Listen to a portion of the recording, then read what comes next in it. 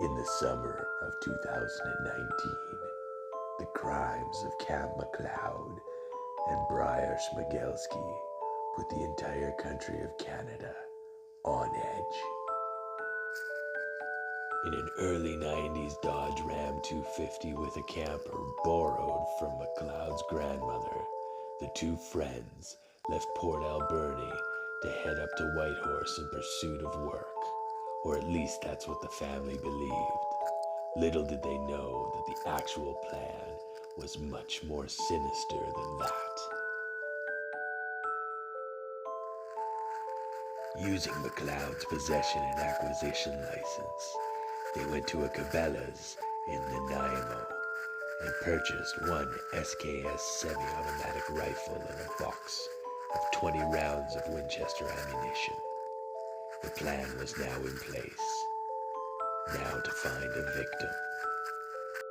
After leaving Nanaimo on July the 12th, they journeyed to the mainland and headed north.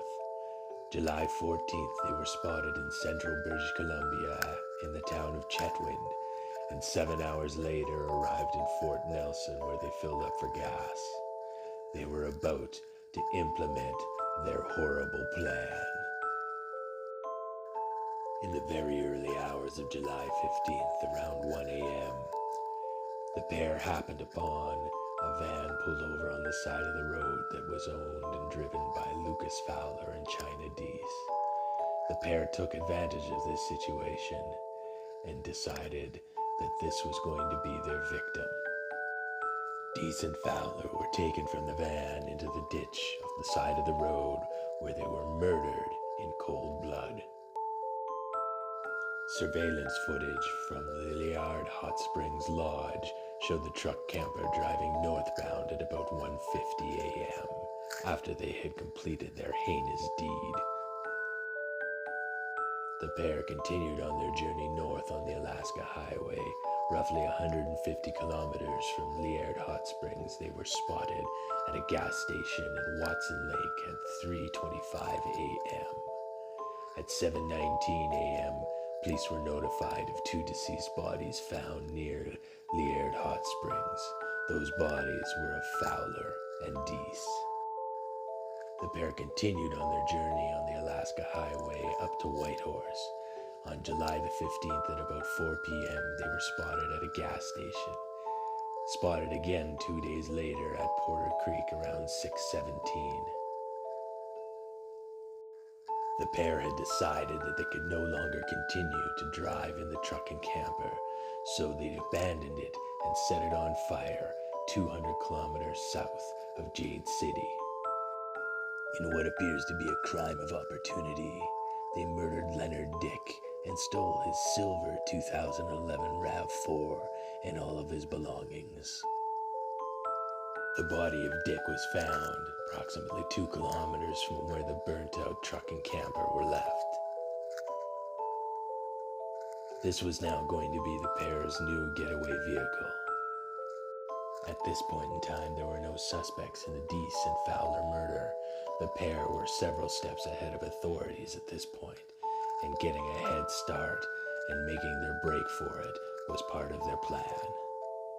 July 19th, McLeod and Schmegelsky were observed at Kitwanga gas station. They were seen in the silver RAV4.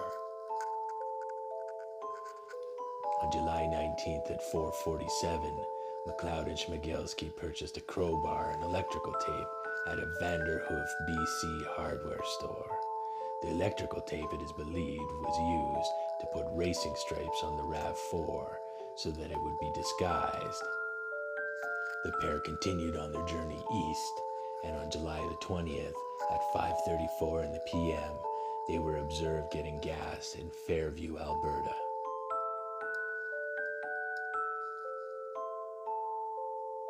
July 21st at 2:30 in the afternoon, they were observed at a gas station in Meadow Lake, Saskatchewan, driving a silver RAV4. Surveillance video established McLeod and Schmegelsky's link to the Deese Lake homicide. On July 21st, 2019 at 7:59, McLeod and Schmegelsky were observed at a gas station in La Ronge, Saskatchewan in the RAV4. and at 1:10 in the afternoon on July 22nd, McLeod and Schmegelsky were observed at a McDonald's in Thompson, Manitoba. They were driving the RAV4. The surveillance video showed black racing stripes on the hood and spare tire. As they approached Split Lake, Manitoba, a band constable was at a check stop near the entrance. The silver SUV was coming from the direction of Thompson and drove past the band constable. They eventually stopped, and the band constable dealt with the two males and allowed them to continue along their way. As the pair had not been deemed suspects yet, he felt no need to be alarmed. The alarm came the next day when the suspects were revealed to the world as the monsters they were. The final sighting of McLeod and Schmegelsky occurred at 4:12 on July 22nd when they purchased gas at a station in Split Lake, Manitoba. At 7 p.m. on July 22nd, about 80 kilometers from Split Lake, Dyck's RAV4 was found ablaze near the town of Sundance. There was no sign of the pair. At noon local time on July 23rd, McLeod and Schmegelsky were officially declared suspects in the murders of Fowler, Deese, and Dyck, a full 20 hours after they were last seen. The major crime investigators of the RCMP alerted the public that McLeod and Schmegelsky may be in the Gillam area and were considered dangerous. On July 28th, unconfirmed reports of McLeod and Schmegelsky spotted in York Landing by members of the Bear Clan patrolling a local landfill.